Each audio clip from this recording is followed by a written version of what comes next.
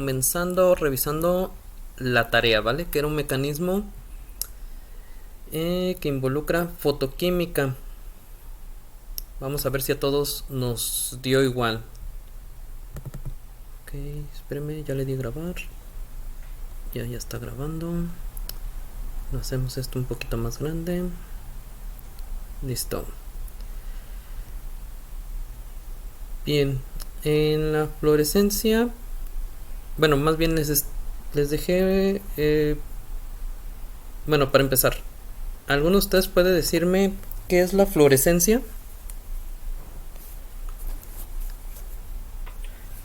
Eh, es lo que resta después de cuando una energía se absorbe, Ujú, es como lo que se va a emitir, lo que sobró, ¿no? exacto. La fluorescencia es de que nosotros estamos proporcionando cierta, bueno, estamos bañando o haciendo una lluvia de fotones sobre una muestra, y estos fotones, al chocar con alguna molécula o incluso contra la pared del recipiente que contenga toda la solución, se pueden absorber. Aquí en nuestra reacción es justamente lo que estamos haciendo. Estamos permitiendo de que un fotón, que acuérdense que el fotón lo vamos a escribir como H por nu, que es la fórmula para la energía de un fotón de un haz de luz con una frecuencia dada, colisiona con una molécula A.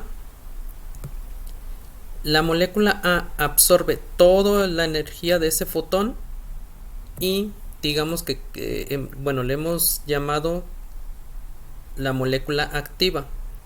Esto significa que esta molécula tiene tanta energía que es inestable. No puede tener esa cantidad de energía, no la puede tener durante un lapso de tiempo muy grande. De hecho, son periodos muy cortos en que puede permanecer con esa energía absorbida. Tiene que pasar algo, tiene que deshacerse de esa cantidad de energía. Pues bien, hay varias formas de que se desprende de ese exceso de energía que tiene. Una de ellas quedamos que era cuando colisiona con otra molécula de A que no tiene mucha energía, pues le comparte parte de ella. Digamos que ahí la energía se transmite vía calor térmico. Vale. Otra es que esa molécula A activada, ese exceso de energía lo suelte. Bien, puede ser que la energía que suelte sea exactamente la que adquirió, es decir, H por nu. Eso no es precisamente el fenómeno de fluorescencia, sino que más bien el fenómeno de fluorescencia es de que esta molécula activada puede soltar una parte de la energía. Perdón, esta activada puede soltar una parte de la energía, no toda la que adquirió. Por eso aquí le estamos poniendo H nu prima. Esto significa que la luz que emite tiene una frecuencia diferente a la frecuencia del fotón que absorbió. Ese vendría siendo el fenómeno de fluorescencia. Bueno, y posteriormente pues ocurre de que se estabiliza la molécula A, que es el paso 3. Bien, pues aquí no había mucha diferencia con respecto a lo que hemos visto de la cinética química. La única diferencia es que cómo agregar en nuestra ecuación de velocidad, que ya quedamos que para la ecuación de velocidad de un paso elemental siempre va a ser la constante K por la concentración de uno de los reactivos, en este caso la concentración de A, elevado a su coeficiente estequiométrico, que en este caso es 1, y también por la concentración del segundo reactivo. Nuestro segundo reactivo pues no es, digamos, nada normal para nosotros los químicos, son fotones. ¿Cómo vamos a medir la concentración de fotones? Ya lo platicamos en la clase pasada, que va a ser mediante, ¿cómo hice eso? Este, la intensidad absorbida. Bien, entonces pues aquí está ya nuestra ecuación de velocidad para el primer paso, que sería K sub 1 por la intensidad absorbida por la concentración de A. Y tenemos tres pasos, bueno, otros dos pasos donde la A activada pues se deshace de su energía. Esto sería el paso número 2 es igual a la concentración de, a la constante K2 por la concentración de activada, mientras que el paso 3 sería la velocidad 3 es igual a la K sub 3 por la concentración. Aparte de esos pasos, incluimos un cuarto donde la molécula de A se deshace de parte de la energía que adquirió. Esto es que la molécula A colisione con otra molécula Q, que en realidad, por ejemplo, esa molécula Q puede estar presente en el medio de reacción, pero no participa directamente en la reacción o en la reacción neta. Tampoco viene siendo un intermediario, simplemente está ahí, ¿vale? Entonces, cuando una molécula de A activada choca con una molécula de Q, se comparten la energía, la molécula de A le cede parte del exceso de energía que tiene y pues prácticamente queda desactivada, ya no tiene una energía tan alta que produzca cambios estructurales a la molécula de A, y tenemos una molécula de A y una molécula de Q. Si se fijan, si la molécula de A activada está perdiendo su energía cediéndole a una molécula Q, eso quiere decir que si una molécula activada reacciona por este camino, significa que ya no reaccionó, o más bien ya no se deshizo de su energía por este otro. Impacta en la fluorescencia. En la fluorescencia pues se puede medir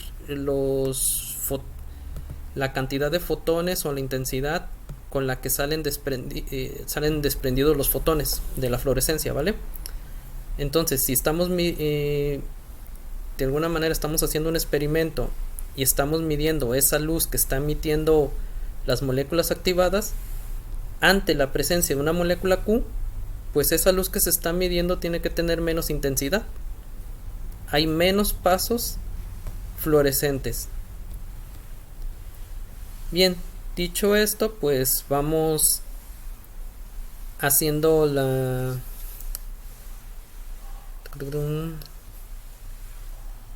ley de velocidad, ¿vale? Perdón, en el cuarto paso también nos faltó armar su ley de velocidad individual, que viene siendo la K4 por la concentración de A activada por la concentración de Q. Entonces vamos viendo aquí cuál fue la velocidad, la ley de velocidad que se tomó. K2.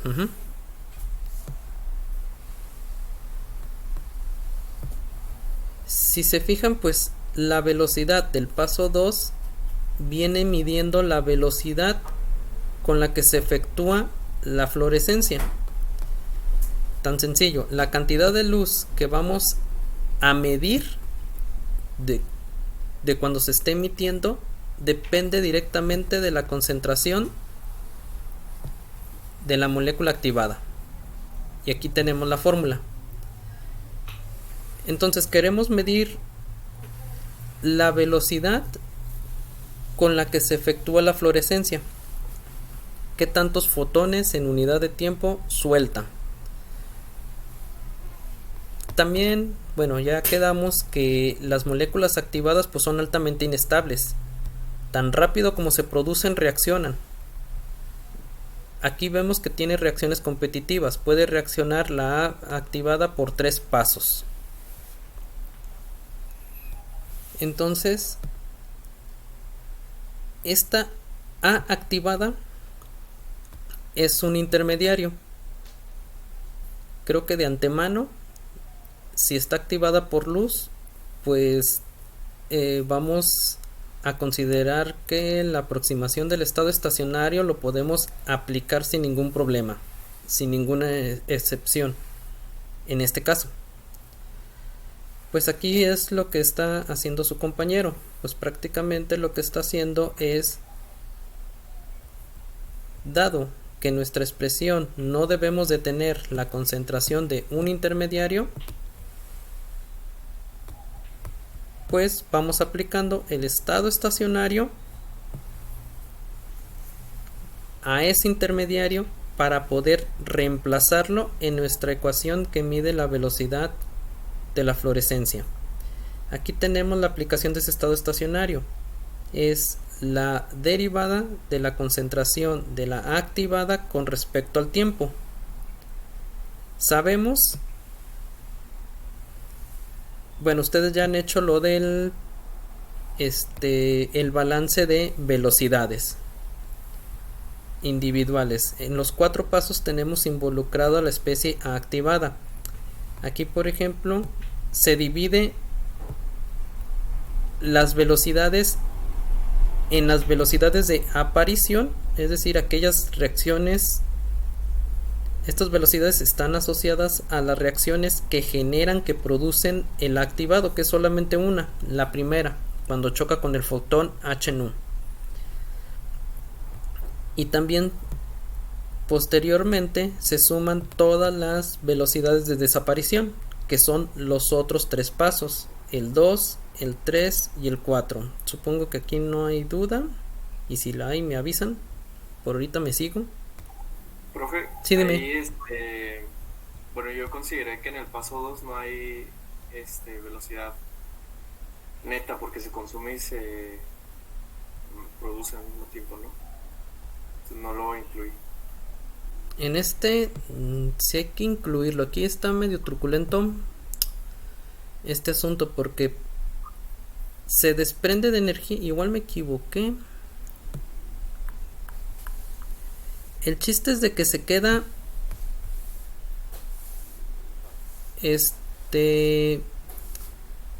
se quedaría sin energía, sin un pedazo de energía, y ya pierde, digamos, ya no es tan activa para reaccionar al momento que sufre la fluorescencia.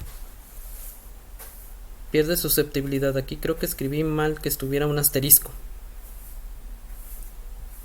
¿Vale? Ok. Pero sí hay que considerarla.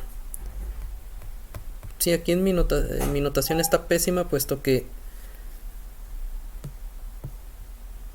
realmente no puedo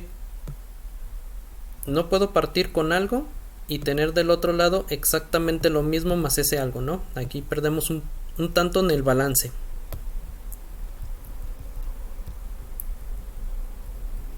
Bien, entonces sí hay que considerar el paso 2 como lo hicieron aquí. Se está perdiendo. De todos modos es un camino que nos está disminuyendo la concentración de activada. Bien, entonces en nuestro balance, para aplicar el estado estacionario, la velocidad de aparición se lo restamos a la velocidad de desaparición. Justo lo que está aquí, lo que hizo su compañero. Fíjense que hay una cosa más o menos fácil de distinguir si vamos bien o vamos mal. Todas las velocidades negativas, o las que estamos agregando en nuestro balance con signo negativo, que son las velocidades en la que se desaparece la concentración del intermediario, chéquese que siempre está también involucrado. ¿Vale? Si el signo lo estamos agregando con negativo, tiene que aparecer la concentración de ese intermediario multiplicando. Caso contrario, por ejemplo, en el primero, que es la velocidad de aparición, chequen que lo ponemos como positivo y en nuestras concentraciones nunca aparece o en el producto de las concentraciones de ese término nunca aparece la velocidad con la que no aparece la concentración del intermediario. Entonces aquí vamos bien.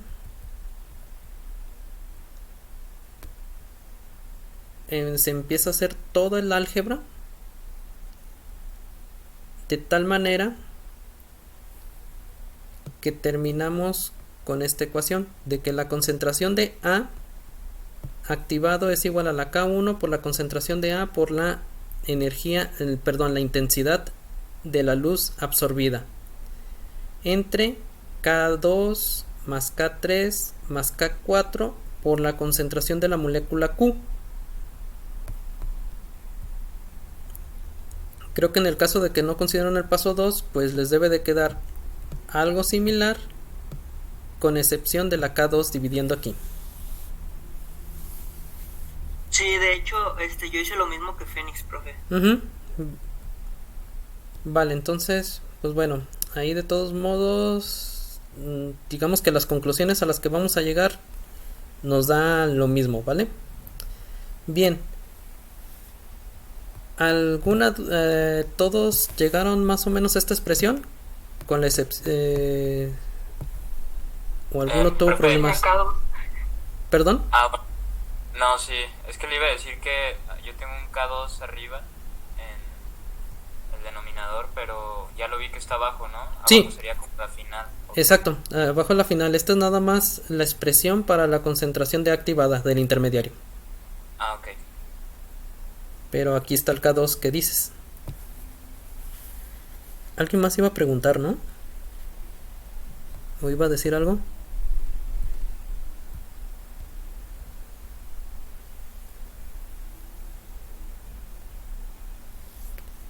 Ok, si no,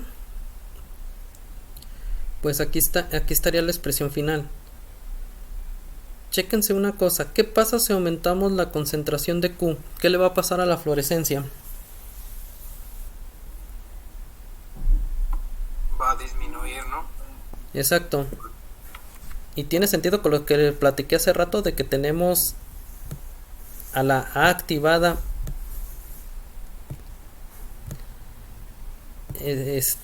tiene 3 caminos de reacción. ¿Tendría sentido o no tiene sentido eso de lo que nos dice la ecuación de abajo?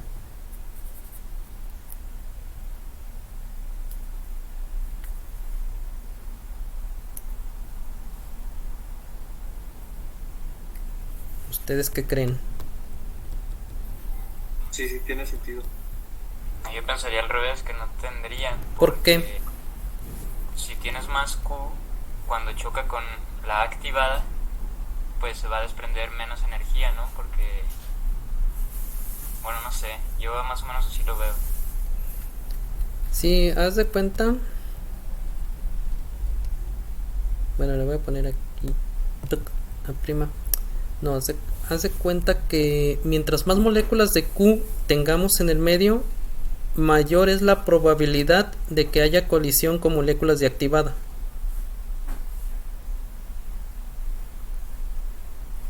Cuando ocurre esa colisión, el efecto es de que pues prácticamente Q se lleva una parte de la molécula de A y la desactiva. Ya la molécula de A pues ya no es capaz de reaccionar. Para reaccionar necesita ese exceso de energía. ¿Vale? Entonces, ahorita tenemos 3 caminos, o dicho de otra manera, la A activada, una vez que está ahí, tiene 3 formas de reaccionar. La única que nos va a producir fluorescencia es la etapa número 2, esta que estoy circulando en naranja. ¿Vale? Pero, ¿qué es lo que pasa? Que si tenemos muchas moléculas de Q, la cantidad de A activado que tengamos en algún instante dado, pues prácticamente en lugar de reaccionar en la primera, bueno, en la segunda etapa, va a preferir o mayor cantidad de moléculas van a reaccionar en la última etapa, en la cuarta, y menos van a reaccionar en la otra, en la de la fluorescencia. Es por eso de que sí tendría sentido.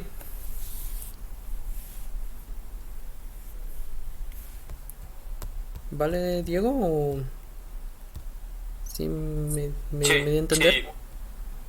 Era más o menos así como lo entendía. Vale, entonces en ese sentido pues sí tiene sentido de que la Q esté aquí dividiendo. Acuérdense que en una ecuación de cinética química, la concentración de una especie que aparece dividiendo actúa como un inhibidor. Mientras más concentración haya de esa especie, menos reacción va a ocurrir. En este caso, pues es relativo, ¿no? La reacción en la que nos estamos enfocando es en este paso número 2 que da la fluorescencia. Mientras más Q haya, menos reacciones de la 2 tendrán que ocurrir. Digamos que de los 3 caminos, con Q, con la concentración de la especie Q, podemos modular que la A activada prefiera reaccionar por el cuarto paso. Bien, lo último de la tarea que les pedí era de que pues esto lo pusieran en términos de la intensidad total, ¿vale? Más bien de la intensidad inicial. Aquí era el punto, era sustituir la I absorbida por la intensidad inicial, la cantidad de luz que está entrando al medio de donde se está reaccionando, menos la I a un tiempo t, que si mal no recuerdo, a eso le dimos una expresión mediante la ley de Amber. Ahí ustedes me corrigen si me equivoco, bueno, ahorita me lo estoy aventando de memoria, pero según yo es menos I sub 0 concentración, un coeficiente de absorción molar por la longitud del medio. Entonces lo que hubiera esperado aquí es realmente que dejaran en términos 100% de cantidades, bueno, que hubieran sustituido, que apareciera este exponencial, este Euler, en lugar de la intensidad final o la que se obtuvo a un tiempo t. Eso sería lo de la tarea. No sé si tengan dudas, preguntas.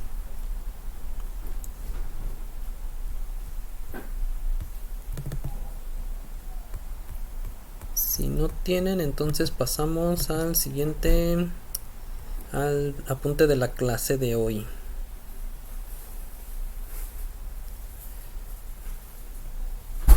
Bueno, hay una cosa que les quería decir, que prácticamente ya tenemos mucho material o ya hemos revisado muchas cosas, y yo creo que sería conveniente ya hacer el segundo examen parcial antes de que se acumulen más temas. Les digo que este tema pues muchas veces es un poco complicado, sobre esto de deducir las ecuaciones de velocidad de un mecanismo. Y lo que estaba pensando es de que el próximo miércoles hagamos el examen al respecto, que sería puras cosas de mecanismos y de pasos elementales, como lo hemos visto hasta ahorita. Igual serían como... ¿Podría dar tiempo hasta el lunes? ¿Hasta el lunes? Ah, perdón. Miércoles de la próxima semana. Ok, yo pensé que este miércoles. No, sí está bien.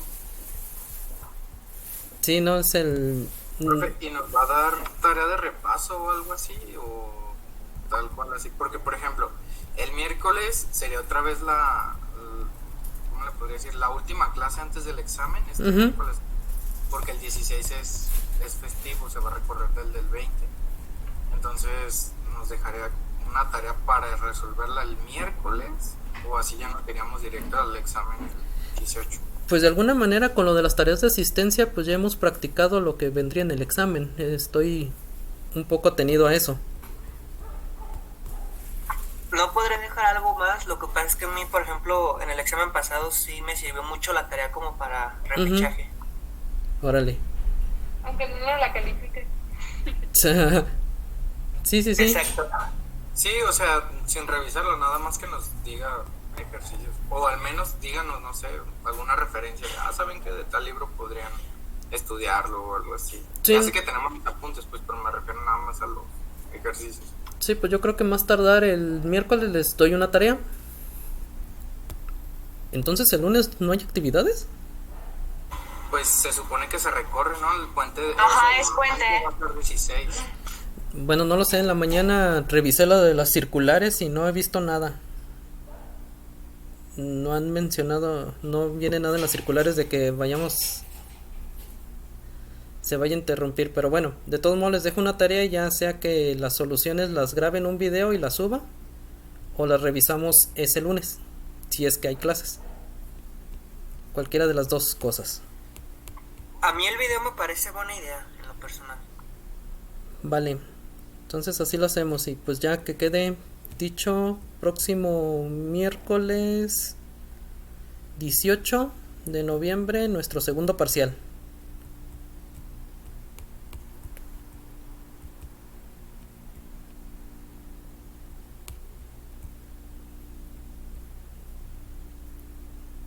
Bien, esto de catálisis heterogénea, digamos que todavía lo que revisemos hoy todavía lo incluimos en el examen. Profe, Sí, dime. antes de continuar, había puesto una fórmula de la intensidad de absorción, que era, no sé, creo que en sus apuntes se sumaba y usted lo puso restando el Euler. Ah, sí, les dije, créanle en los apuntes, les dije que ahorita me lo estaba aventando a capela, confiando en mi memoria. Pero es que tiene más sentido así, porque no sé si se equivocó en sus apuntes, y eso es lo que tengo la duda, pues. De que sea Restando. restando. Tiene más sentido restando, ¿no? A ver, deja saco el apunte. Espérame. O no sé si me equivoqué al momento de pasarlo. No sé, mejor hay que revisarlo. Fotoquímica, aquí está. Este sería el apunte. Tiene que ser en Lambert.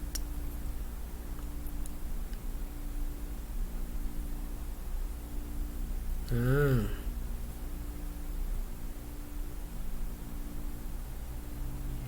Sí, aquí hay un brinco cuántico feo. Lo que tiene sentido, bueno, a ver, analicemos. Lo que tiene sentido es de que sea la resta de la I inicial menos la I que se midió después de que atravesó el medio de reacción. ¿Vale? O sea, este negativo, a menos de que ustedes me digan otra cosa, tendría sentido.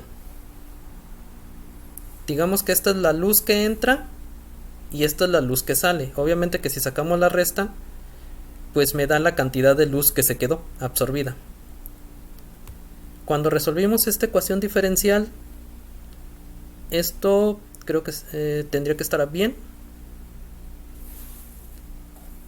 Si se fijan aquí, si despejamos la I medida, la I que es la intensidad que salió transmitida, está muy grueso esto, tiene que ser igual a la hora del despeje a I sub 0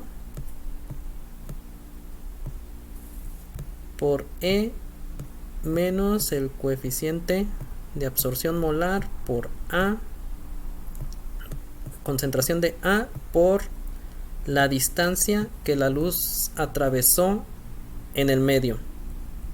Eso lo tenemos, esto sería IT, lo tenemos que agregar, por lo tanto esto tendría que ser un negativo. Sí, muchas gracias. Creo que Fénix, ¿no? Pues... Sale, profe. Gracias. Entonces es el negativo el que tiene el sentido. Si no, si lo ponemos positivo, fíjense que va a estar bastante extraño, de que entra cierta cantidad de luz y del otro lado sale una cantidad de luz mayor que la que entró. Ese fenómeno estuviera bueno para mis quincenas.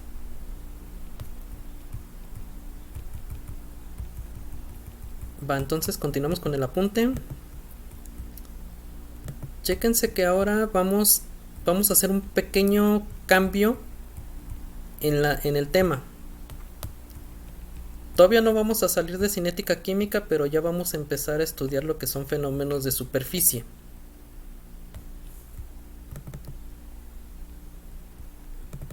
Los fenómenos de superficie pues son, pues creo que el mismo nombre lo está indicando, ¿no? Son cosas que ocurren sobre la superficie de algo. ¿Qué es ese algo? En el tema que vamos a estudiar vamos a empezar a estudiar a partir de hoy, se llama catálisis heterogénea. Aquí lo interesante de las reacciones está ocurriendo sobre la superficie del sólido. ¿Vale? ¿Qué es lo que está ocurriendo sobre la superficie del sólido que es tan interesante? Hagan de cuenta que nuestra reacción va a ser de este tipo. Vamos a tener los reactivos en una fase movible. ¿A qué me refiero o qué quiero decir con una fase movible? De que estas moléculas tienen la libertad de tener movimiento de traslación. Se pueden ir de un lado para otro, de arriba para abajo, de delante hacia atrás. Pueden moverse. ¿Cuáles fases permiten a las moléculas tener movimiento de traslación? Digamos casi sin límite. Sería la fase gaseosa, que es la que permitiría más fácilmente el movimiento de las moléculas, o incluso en la fase líquida, en una disolución. Las moléculas también ahí se están moviendo de un lado para otro, tienen movimiento de traslación, solamente que ahí un poquito más limitado. Están tan cercanas las moléculas que las fuerzas de atracción impiden que las moléculas o ellas mismas se muevan con mayor facilidad.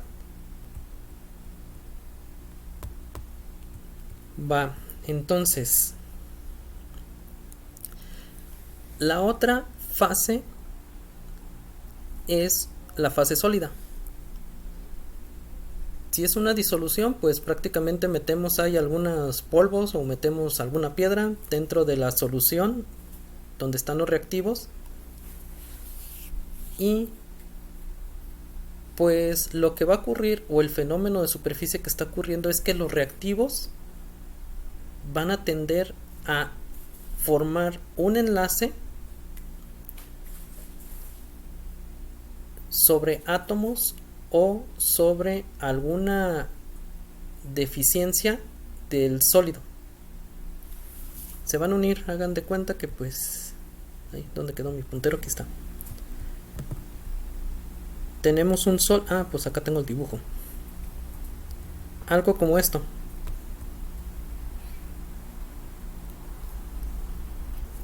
Hagan de cuenta que las esferas rojas están representando el sólido. Digamos que el sólido tendría una estructura cristalina, aunque no necesariamente tiene que ser eso. Tenemos moléculas en una fase movible. Ahorita la fase movible que vamos a considerar para todos los ejemplos que vamos a ver es gaseosa, ¿vale?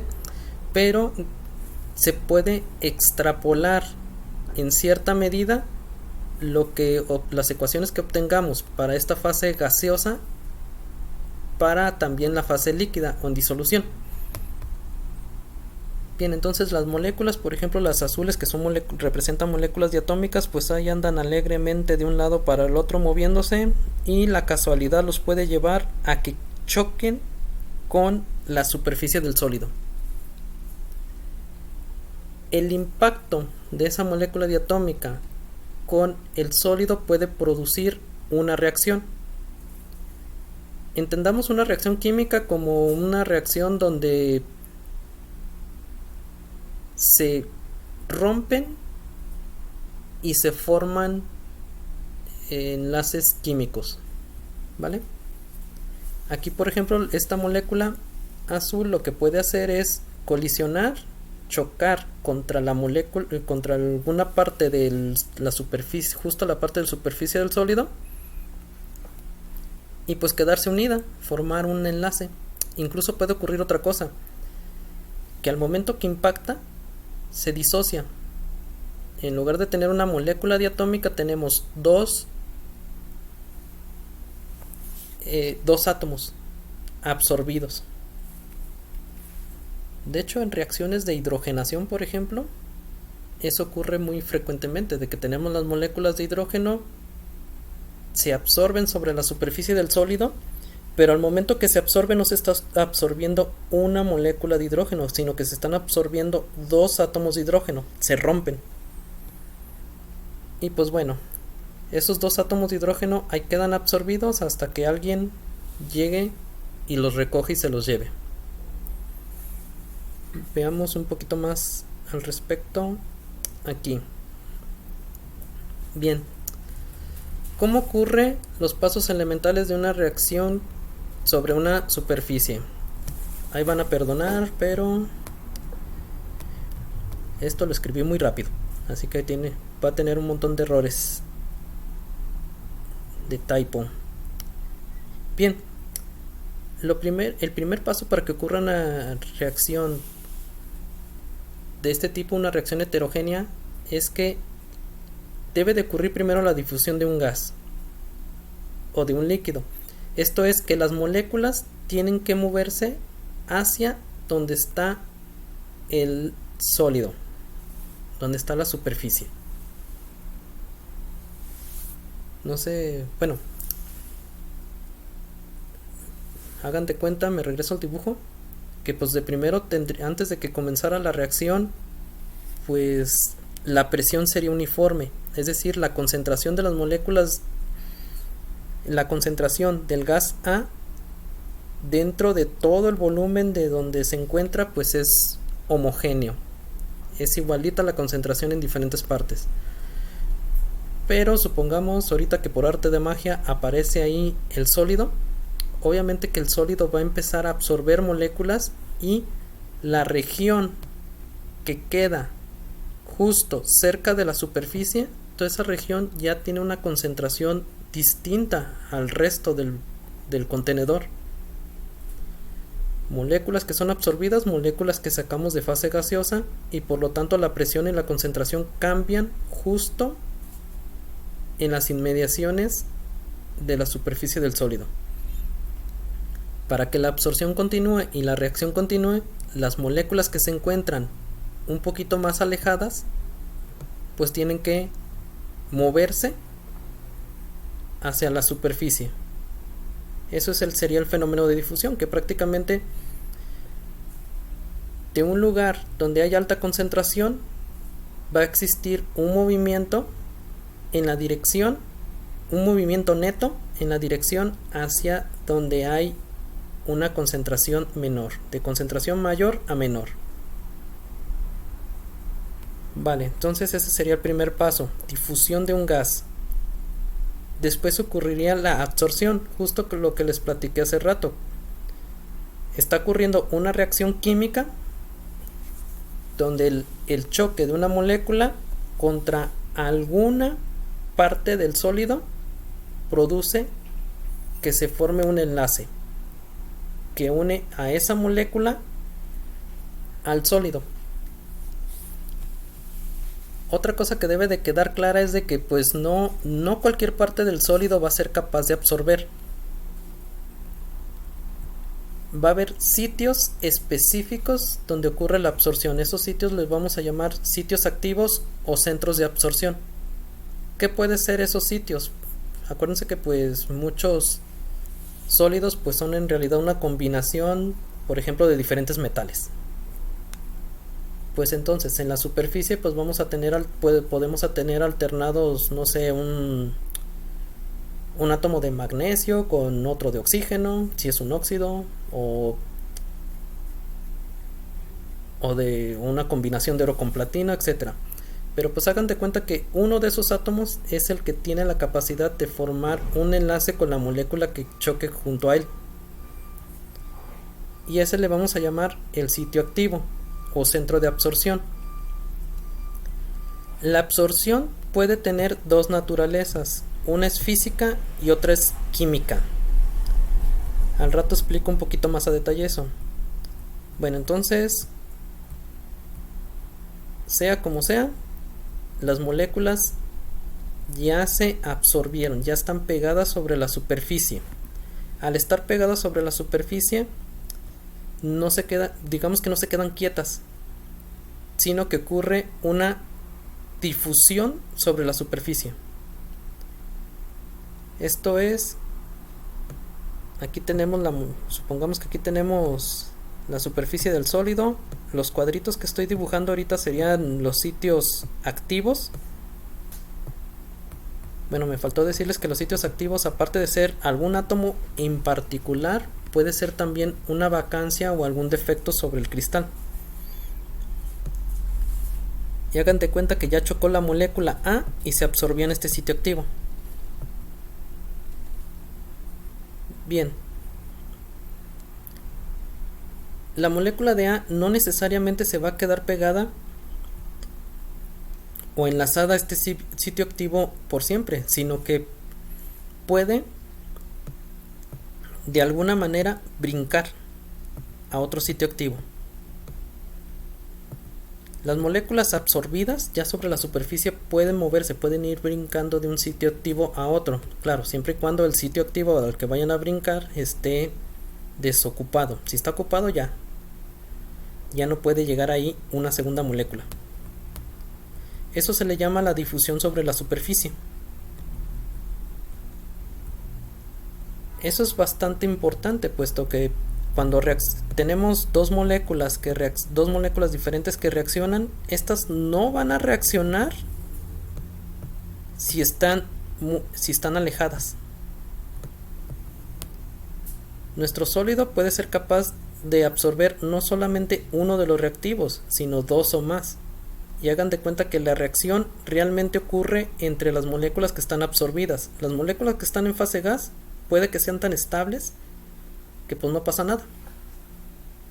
Por ejemplo, cuando mezclan benceno con hidrógeno, pues no va a pasar nada y nada más van a tener esa mezcla de esos dos gases.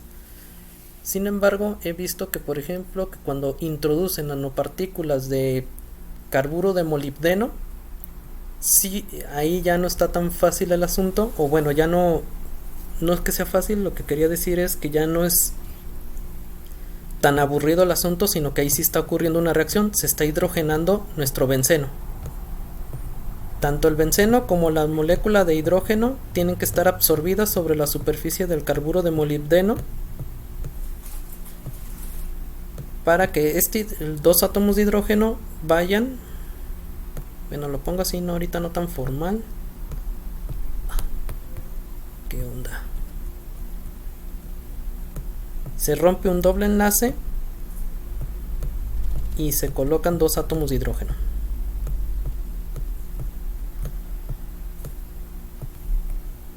Bien, entonces la molécula A y la molécula B prácticamente para reaccionar tienen que estar en dos sitios activos contiguos, no como aquí en mi dibujo de que pues están separados a cierta distancia y todavía hay dos sitios activos desocupados entre ellos. La reacción química se facilita mucho cuando estos reactivos están brincando de sitio activo a sitio activo. Va a ser cuestión de tiempo de que los dos estén ocupando dos sitios activos que están contiguos. Y ahora sí, ahí puede ocurrir la reacción química, ya cuando están unidos ahí. Bien, entonces pues ya vimos, primero moléculas se mueven sobre la superficie, una vez que llegan a la superficie se absorben, cuando están absorbidas pueden moverse sobre la superficie y es cuando ocurre el cuarto paso, que es la reacción, que ya la platiqué.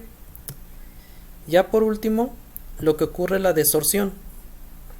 En este caso la desorción es del producto.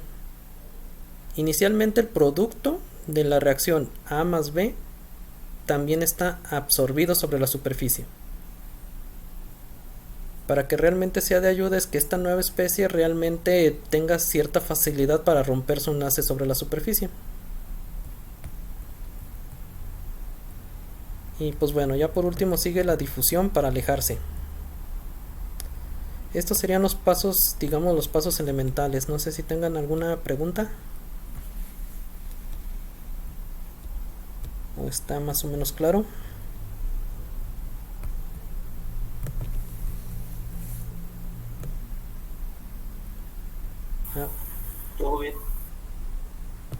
Perfecto, entonces pues vámonos a hablar un poquito de fisorción y quimisorción. La fisorción es cuando la molécula se enlaza a la superficie mediante alguna interacción débil. Esto es sobre todo de naturaleza electrostática.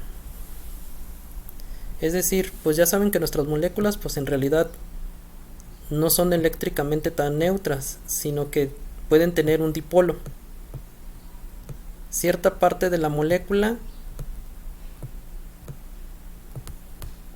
tiende carga negativa, eléctrica negativa, y otra va a tener una carga neta positiva. Pues hagan de cuenta que nuestro sólido puede también sufrir lo mismo. Que cierto sitio activo tenga cierta carga parcial, ya sea negativa o positiva, pongámosle aquí positiva. Por lo tanto, la unión que va a ocurrir entre nuestra molécula y el sitio activo pues es por atracción electrostática. ¿Qué características tiene esta absorción? Es que es muy débil, ¿vale? Es decir, para separar la molécula absorbida del sitio activo se requiere muy poca energía. Prácticamente pues las moléculas están absorbiéndose, se quedan un rato, se quedan un breve tiempo, lapso de tiempo, y ocurre la desorción. Esto es, se rompe el enlace y se van las moléculas otra vez al estado gaseoso. Se requiere muy poca energía. Otra característica de la fisorción o de la unión o el enlace de la molécula con el sólido es de que se puede formar una multicapa.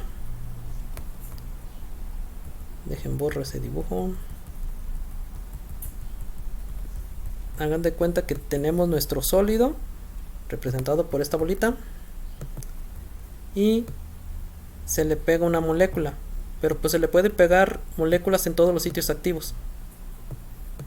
La cantidad de moléculas absorbidas va a depender de la presión o de la concentración de la fase movible.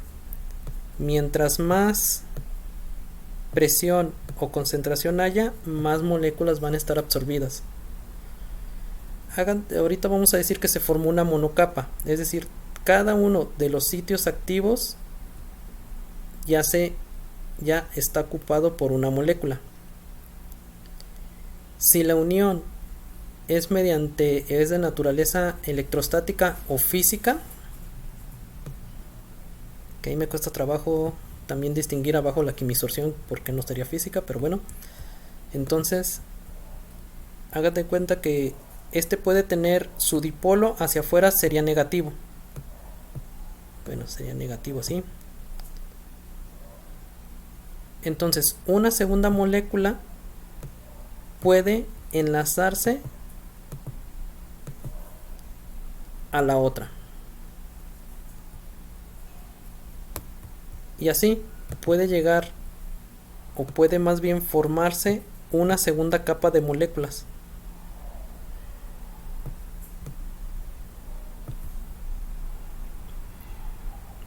Y hasta una tercera, una cuarta. Es decir, es muy fácil en la fisorción que ocurra una multicapa. La diferencia es la quimisorción. La quimisorción, la unión no se está dando por la atracción de dos polos eléctricamente opuestos. La quimisorción se está dando porque se está formando un enlace químico. Puede ser un enlace covalente. Al formarse el enlace covalente, pues prácticamente estamos cambiando la estructura electrónica de la molécula. Y si cambiamos la estructura electrónica, cambiamos también sus propiedades. La que nos interesan son las químicas, ¿vale? Es decir, si la molécula en fase gas no reaccionaba, ahora absorbida, que le cambiamos su estructura electrónica, ahora ya reacciona con una facilidad tremenda. Bien, entonces, otra característica o otra diferencia de la unión química a la unión física es la gran cantidad de energía que se requiere para deshacer ese enlace. En la fisorción es relativamente fácil. Con la energía térmica pues solamente va a ser cuestión de tiempo para que se boten las moléculas, mientras que en la quimisorción pues ahí no.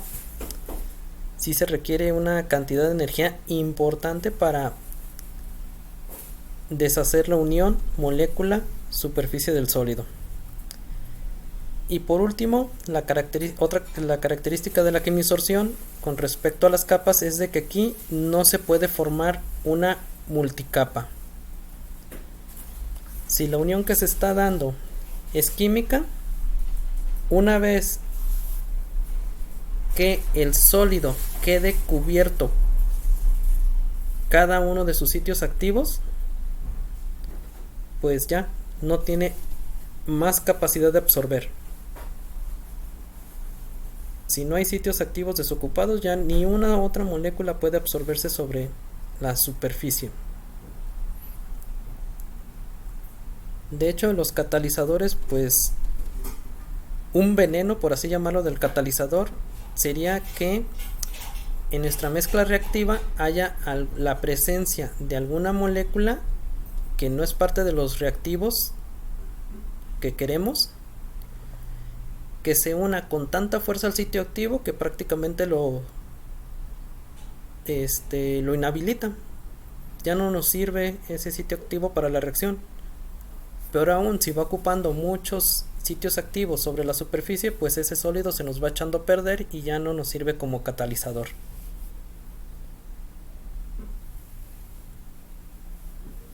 Vale, entonces vamos estudiando un poco más a detalle lo que ocurre, o cuantificando más bien este fenómeno de absorción. Ya platicamos cualitativamente lo que se trata. Si tienen dudas, preguntas, comentarios, curiosidades, pues díganlas.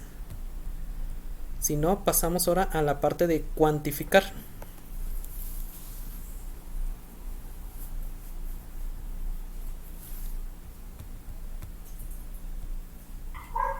Nada, todo bien. Perfecto. Bien.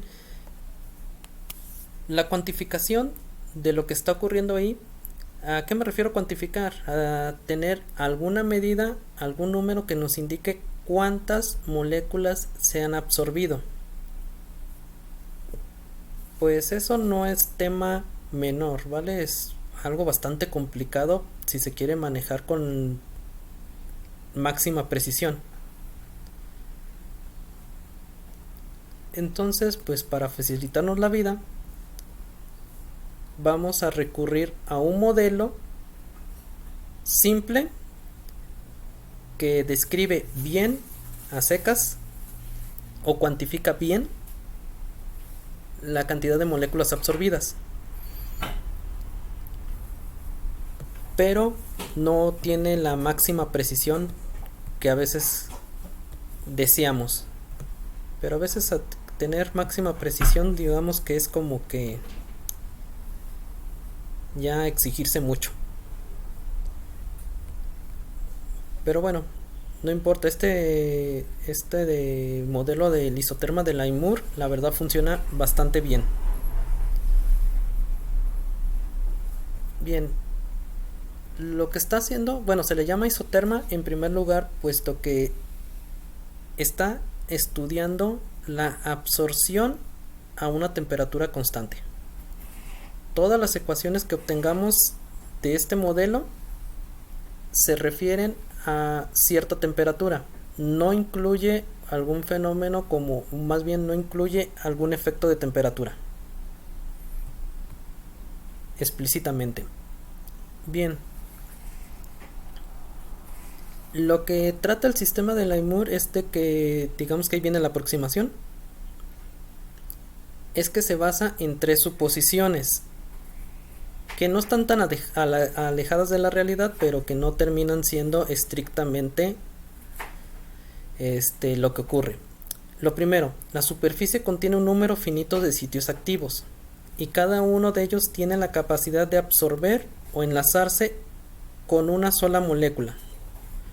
Justo lo que les platicaba hace rato.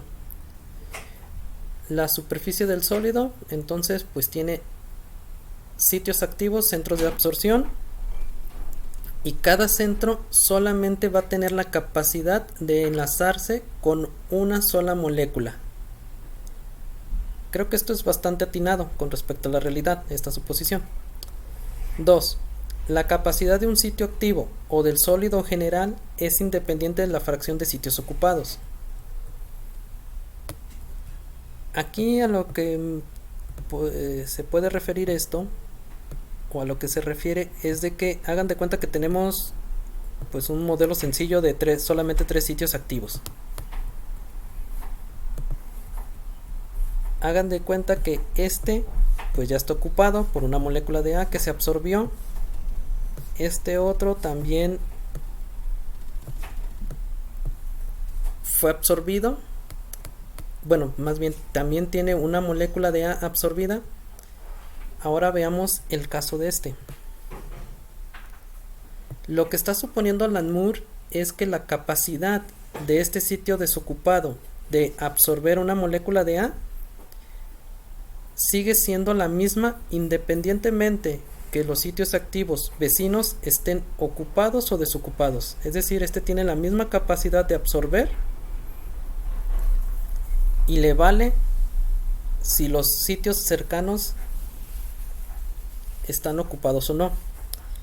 En la realidad creo que pues ahí sí puede influir, sí debe de mermar la capacidad de absorción cuando de un sitio desocupado cuando sus vecinos estén ocupados. Lo único que sí estoy suponiendo de lo que, o más bien de lo que pienso, de acuerdo a lo que he leído, pues es de que la capacidad tampoco se ve acá modificada significativamente o de manera muy grande. Vale, entonces pues eso se refiere, el de que la capacidad de un sitio activo o del sólido en general es independiente de la fracción de sitios ocupados. Ahorita vamos a ver un poquito más acerca de la fracción de sitios ocupados. Y la tercera suposición en la que descansa el modelo es que la capacidad de desorción es también independiente de la fracción de ocupación. Pues aquí está, otra vez el sitio prácticamente no se ve afectado por los vecinos de ninguna manera. Que ahí también puede que no sea tan preciso esa afirmación. Vale, vamos con el esquema de reacción. El esquema de reacción es que tenemos una molécula de A gaseosa unidas a un sólido, que reacciona con un sitio activo. Ahorita lo voy a representar aquí. Obviamente que el sitio activo pues no es una molécula, sino es un átomo o algo que forma parte del sólido. Y el sólido es un todo, no lo podemos fraccionar en más pedazos. Entonces la molécula de A gaseoso choca exactamente donde está ese sitio activo.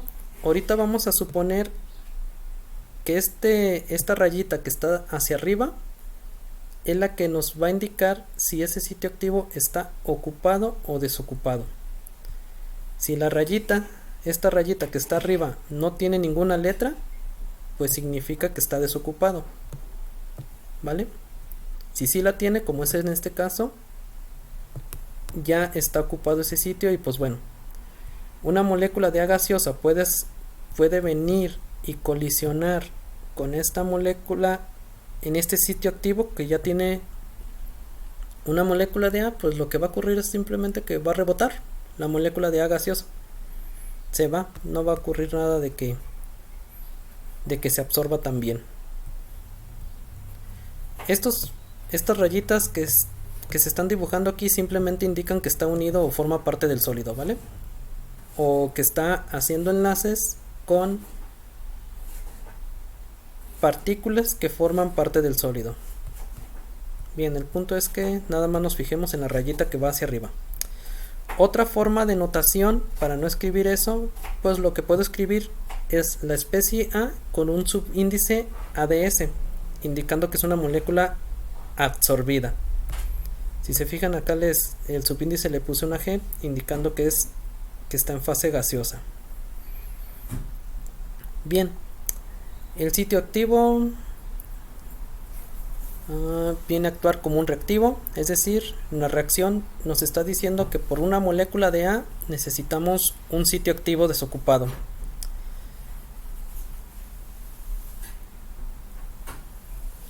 La medida de concentración de un gas se representa por la presión que este tiene, la presión de ¿vale? Ahorita vamos a ir un poquito más hacia el lado de cinética. Entonces, recuerden que en cinética pues necesitamos concentraciones. Pero un gas, en lugar de utilizar moles por litro, lo que utilizamos como medida de concentración es la presión del gas. Por otro lado viene lo de los sitios activos. ¿Cómo vamos a medir su concentración? Siendo que pues no pueden ser moles por litro. Tampoco pueden ser ¿cómo se llama? Puede ser presión, esas moléculas no se están moviendo a través del espacio. Entonces aquí viene la pregunta de qué es lo que vamos a utilizar. Lo que vamos a utilizar como medida de concentración de los sitios activos es el coeficiente o el fracción de ocupación. ¿Va? Esta fracción de ocupación la podemos definir de n maneras. No existe una definición rígida. Todas son equivalentes a final de cuentas, son lo mismo, pero digamos que no es una de ellas sea estrictamente la que es. Una manera de definir esa fracción de ocupación es dividir los moles de sitios activos que han sido ocupados entre los moles de sitios totales que existen sobre la superficie. Aquí es donde se vuelve muy difícil, porque pues cómo medir los moles de los sitios totales de un sólido. Una es de que pues en realidad la geometría o la forma del sólido cambia mucho. El número de moles de sitios que se pueden absorber. Es decir, podemos tener 1 gramo de sólido, pero dependiendo la forma del sólido, si es una esfera, si es un cubo, si es alguna otra cosa, pues eso nos daría diferentes números de sitios totales. Entonces, prácticamente de forma directa nunca podemos medir la fracción de ocupación, puesto que pues vamos a ser incapaces de contar los moles de sitios ocupados y también los moles de sitios totales. Ahí tenemos esa pequeña dificultad que al rato van a ver cómo la podemos de forma indirecta quitarla. Otra manera totalmente equivalente de definir la fracción de ocupación es ver el volumen a cierta presión que se ha absorbido, volumen de gas que se ha absorbido, entre el volumen total de gas que puede absorber el sólido. Otra manera es masa absorbida a cierta presión entre la masa total que puede absorber el material. Vale, no sé si haya alguna duda o si quedó claro esto de la definición de la fracción de ocupación.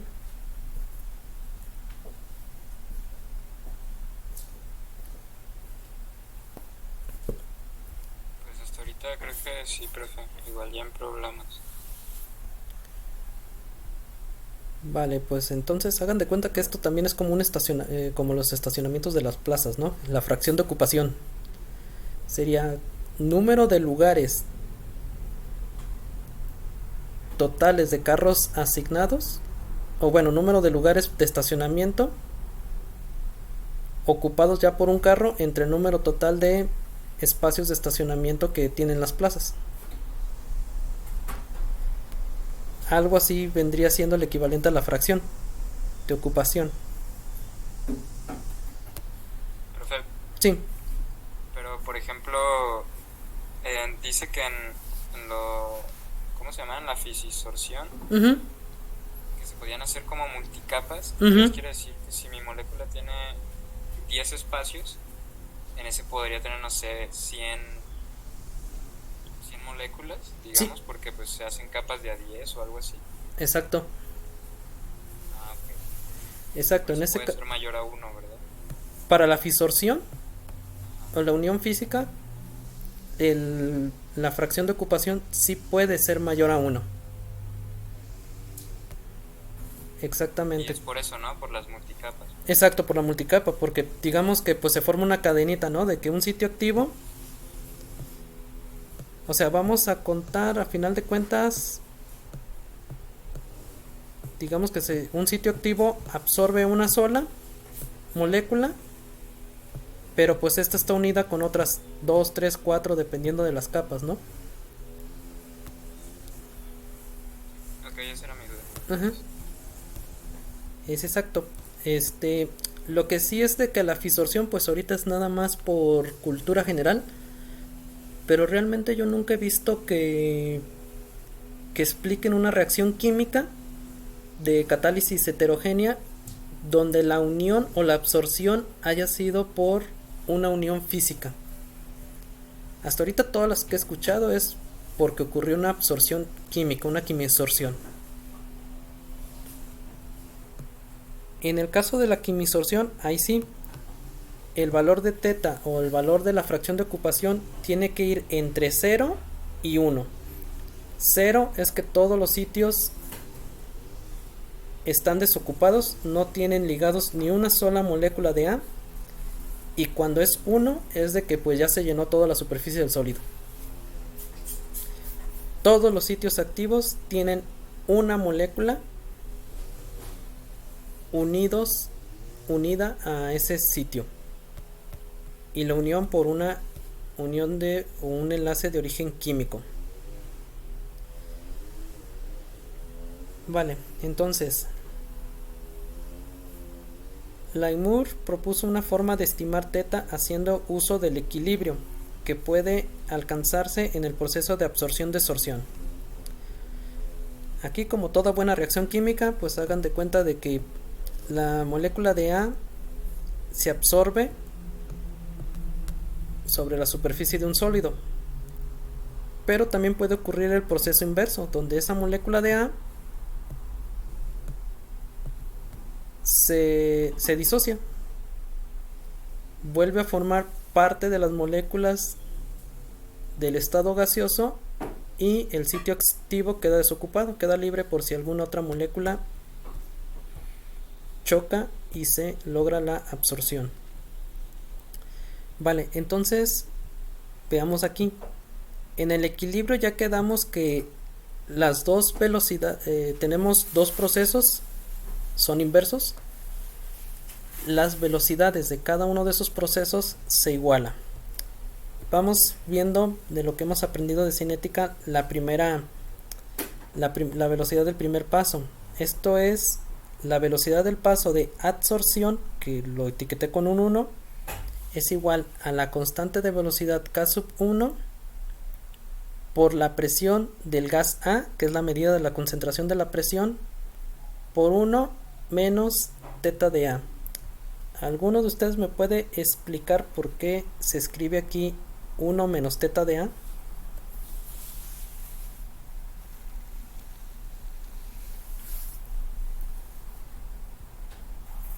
Pues la fracción libre, ¿no? Que todavía no se absorbe. Exacto.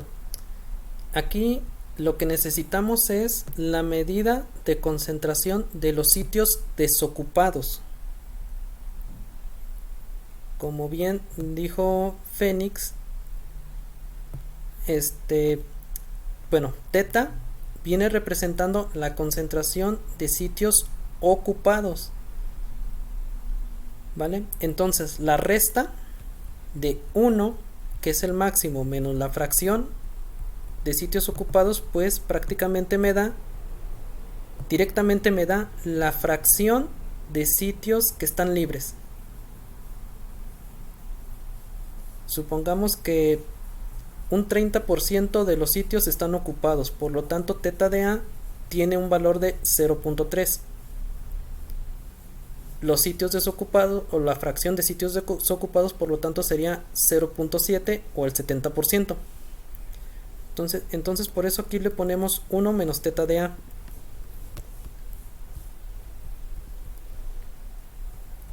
Ahora, en el paso de desorción, la velocidad, bueno, el paso lo te quité con el menos 1, la velocidad menos 1 es igual a la K menos 1 por θ de A. Aquí, ¿por qué no aparece la fracción? Perdón, la presión de A.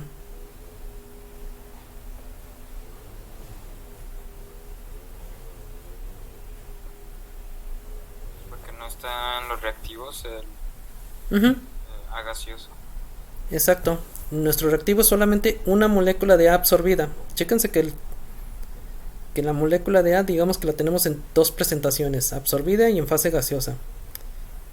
En esta etapa de desorción, pues solamente la molécula de A absorbida es la única que reacciona. Por lo tanto, en nuestra ley de velocidad solamente debe de aparecer la concentración de moléculas absorbidas, que ya quedamos que vamos a medir esa concentración mediante la fracción de ocupación. Obviamente la velocidad de desorción aumenta si la fracción de moléculas de A aumenta y viceversa. Bien, entonces ahorita el chiste de esto es de que pues es difícil ir directamente al experimento y medir esta fracción. Hay múltiples inconvenientes que lo impiden hacer directamente. Entonces, este modelo de Laimour nos va a permitir estimarlo de vía indirecta.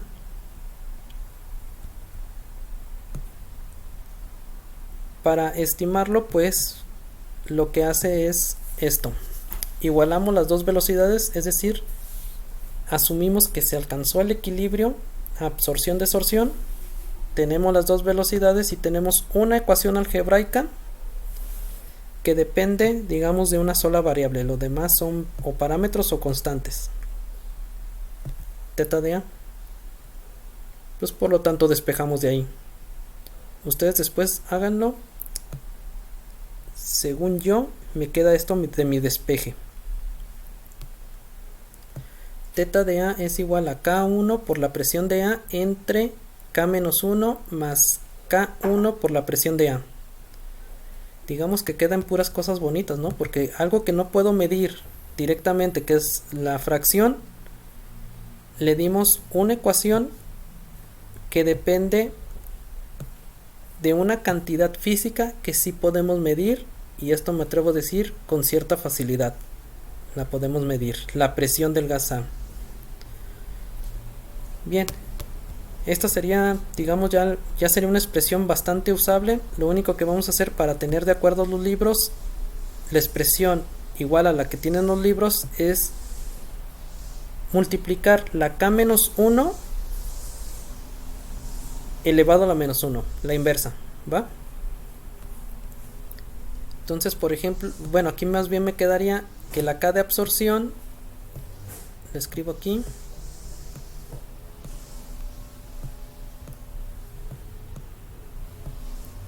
viene siendo igual a K1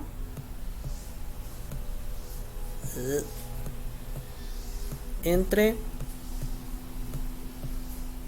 K-1, ¿vale?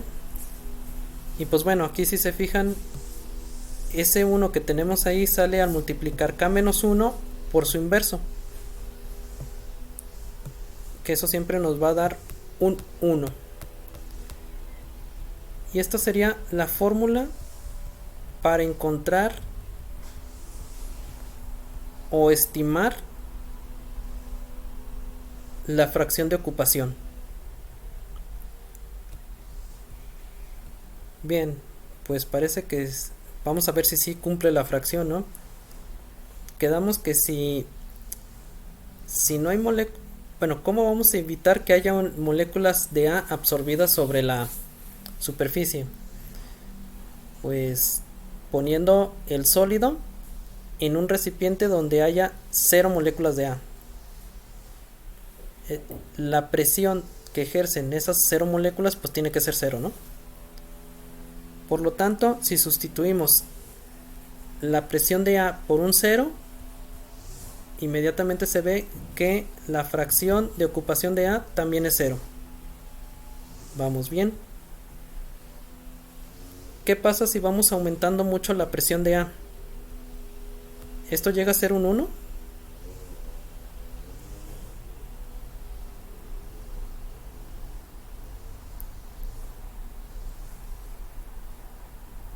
Sí, ¿Por qué?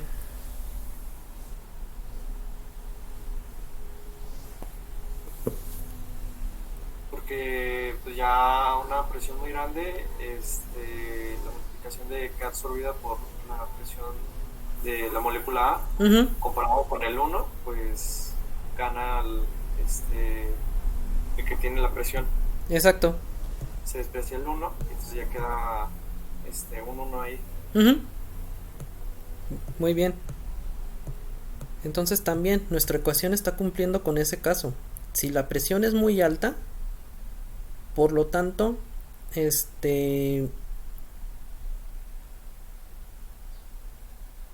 prácticamente hacemos que toda la superficie esté cubierta. Cada sitio activo de la superficie tiene una molécula de A, y matemáticamente aquí lo ven como lo acaban de explicar.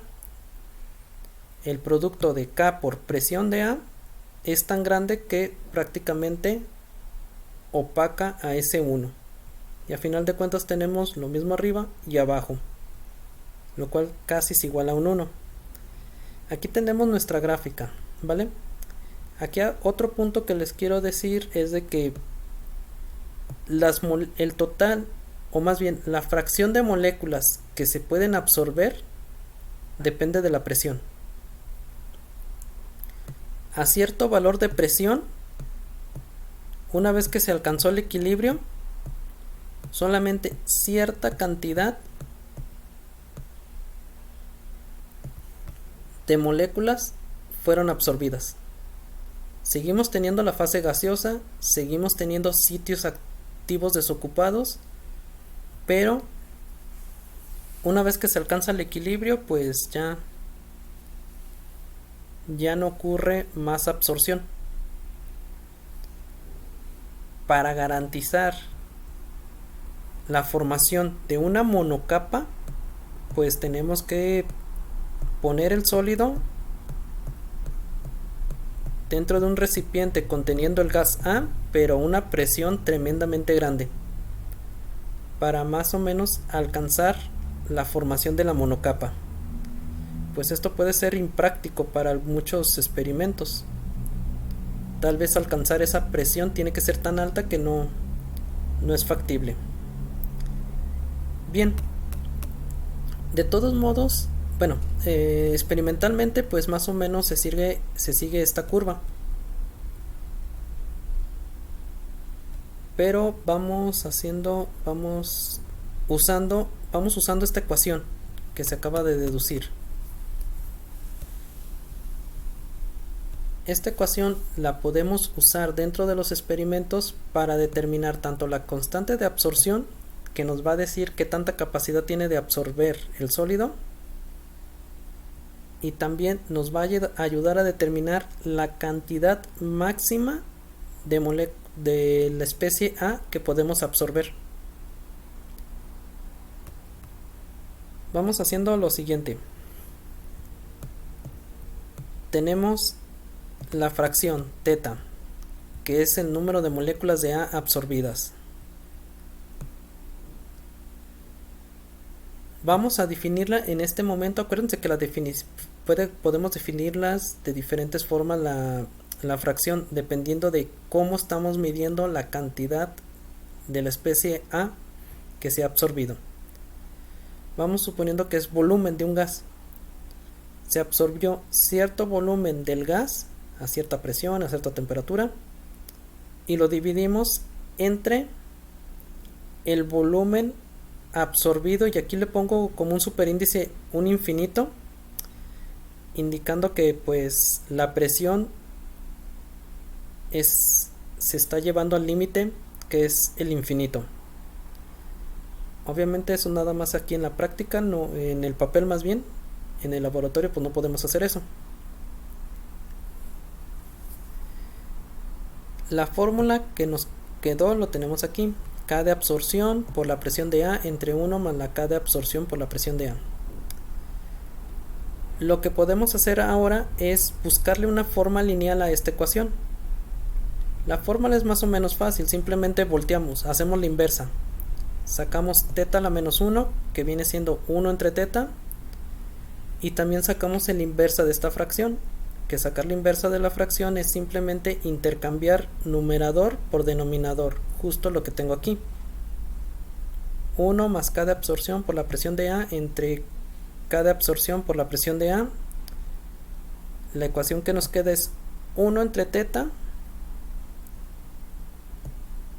igual a 1 entre la K de absorción, 1 entre la presión de A más 1. Esta ya es tiene forma lineal la ecuación, pero para que lo podamos utilizar en un experimento necesitamos medir pareja de datos. En este caso la pareja de datos que deberíamos de medir es la presión de A contra la fracción. Pero problema, la fracción no la podemos medir directamente. Entonces, para hacer útil esta ecuación, vamos a reemplazar teta, tal y como está, por una de sus definiciones, que quedamos que va a ser la del volumen absorbido entre el volumen absorbido total. Lo sustituimos. Si se fijan, pues simplemente me queda inversa la fracción. Esta fracción pues la invertimos, que es justo lo que está haciéndose aquí. Bien, pues mandamos para el otro lado del signo igual la cantidad que tampoco nunca vamos a poder medir en realidad, la de el total de volumen que se puede absorber, y nos queda esta ecuación. 1 entre el volumen absorbido, esto sí lo podemos medir, es igual a 1 entre el volumen total que se puede absorber por la constante de absorción por el inverso de la presión, esto también la podemos medir, más 1 entre el volumen total que puede absorberse. Pues muy bien, entonces ahorita ya podemos hacer un análisis de regresión lineal, ¿no? Simplemente en el experimento hay que hacerlo a diferentes presiones, hay que esperar que se logre el equilibrio. Una vez que se logra el equilibrio, medimos el volumen que se ha absorbido a esa presión dada. Me voy para acá a la segunda columna.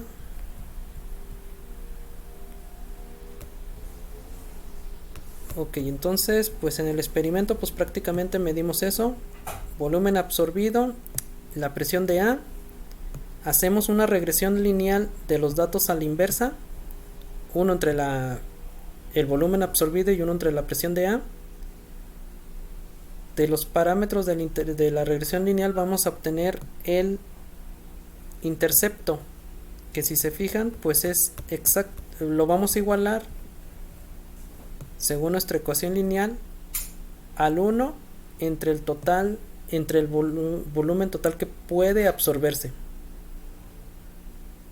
Pues ya, para conocer esa cantidad de volumen total que se puede absorber, pues despejamos. Nos queda que el B total que se puede absorber es 1 entre el valor del intercepto. Y una vez que conocemos el volumen total, con la pendiente podemos estimar la K de absorción, que esto sería la m, le igualamos con la pendiente de nuestra ecuación lineal, que es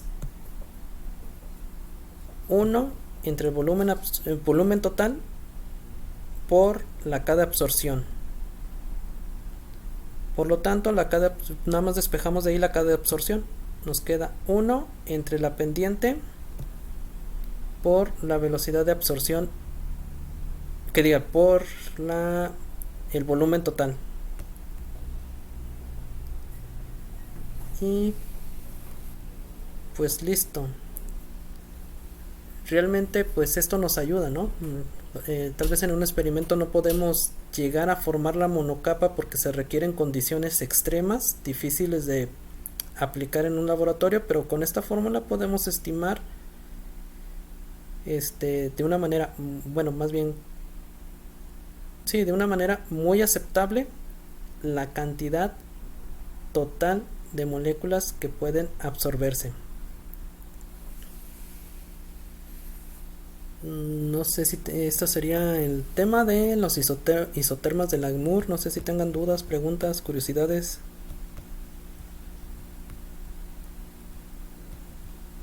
A mí me causó curiosidad que mencionó que no se suele utilizar la fisisorción. Sí, bueno. Que no lo aprovechan. Sí, esto te digo en realidad no te puedo decir ahorita de forma categórica de que nunca pasa. Simplemente de todo lo que pues he leído, curioseado, nunca me he encontrado con algo que diga que la fisorción realmente está que la catálisis heterogénea se está llevando por vía de la fisorción.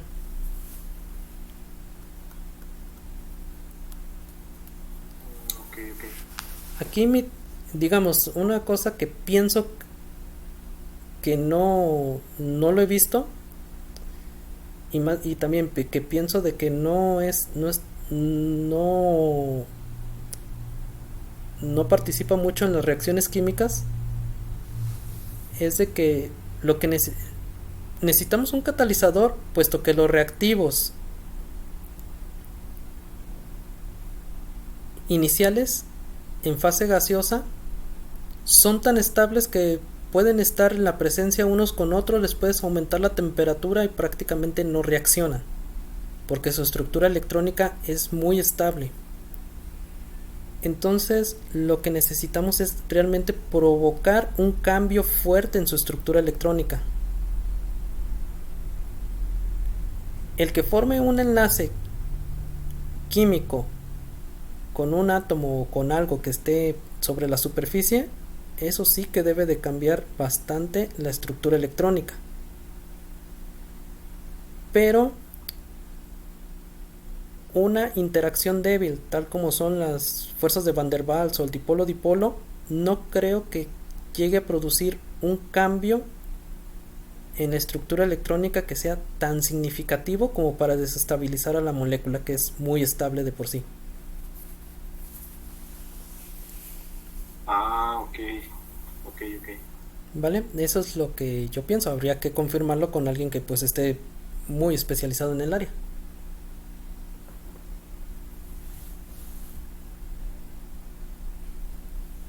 Porque de mis compañeros casi todo lo que escucho de reacciones sobre una superficie es de que casi todo es moléculas diatómicas o moléculas con dobles enlaces que llegan y se absorben. Las moléculas diatómicas se rompen.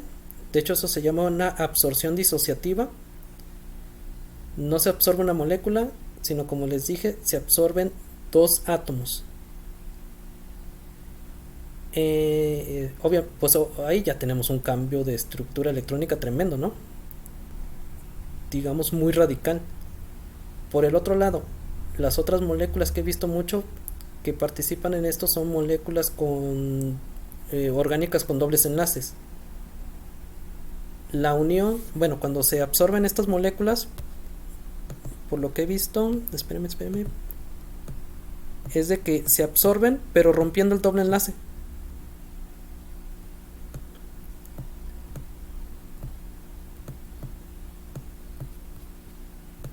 inicialmente aquí tendríamos un doble enlace en la molécula. Cuando llega y se absorbe sobre la superficie, pues ese doble enlace lo perdemos, se rompe para que se forme la unión con dos sitios activos. Y obviamente aquí tenemos también otro cambio muy fuerte, otro cambio en la estructura electrónica muy fuerte. Pero por ejemplo ahí estaría diciendo que la distancia entre los dos sitios activos es igual a la distancia de un enlace de carbono. No, porque no son rígidos las distancias de enlace. Ah, ok. Las distancias, Pero si estuvieran muy separados esos dos puntos activos, ¿también se rompería el enlace carbono-carbono o se alargaría o qué? ahí va a depender de la naturaleza, pero hasta ahorita nunca he visto que se rompa realmente todo. Lo más común que he visto es de que se rompen el doble enlace, digamos que el enlace pi, pero el enlace de en medio se conserva.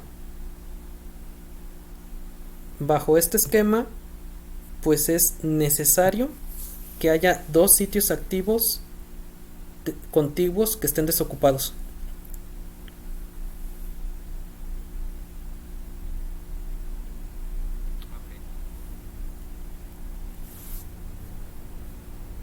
¿Y en alguna otra cosa, pregunta, chicos, que tengan?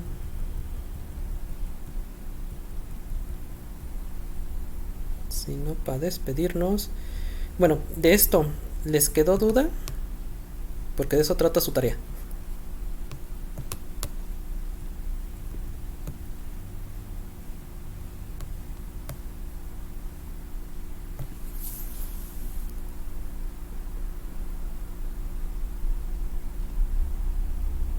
No, creo que no. Ok, entonces, bueno, dejen confirmo. En el Classroom creo que ya publiqué la tarea. El problema pues lo escribí prácticamente ahí mismo. Ahorita creo que no van a ver. Espérenme, dejen. Pongo la ventana del Classroom.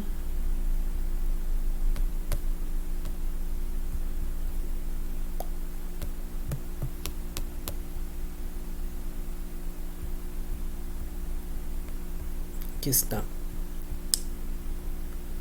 Bien. Bueno, de todos modos ustedes lo pueden ver. En la asistencia S10.1 dice: encuentre la cantidad de volumen máxima de nitrógeno que puede absorberse sobre una muestra de sílica. La primera columna representa la presión de kilopascales, mientras que la segunda columna corresponde al volumen absorbido, está en metros cúbicos, a cierta presión. Entonces la primera columna es la presión, segunda columna es el volumen que se ha absorbido. Utilicen estos datos en las ecuaciones que les puse para deducir tanto la constante de absorción como el volumen máximo de nitrógeno que puede absorberse.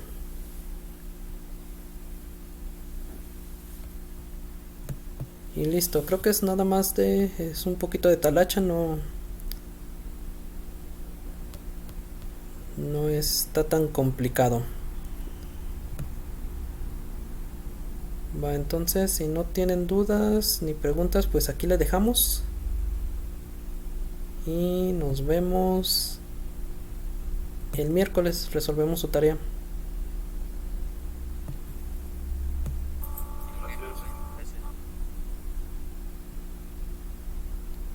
Vale, chicos, entonces pues nos vemos. Déjenme doy parar y guardar al video.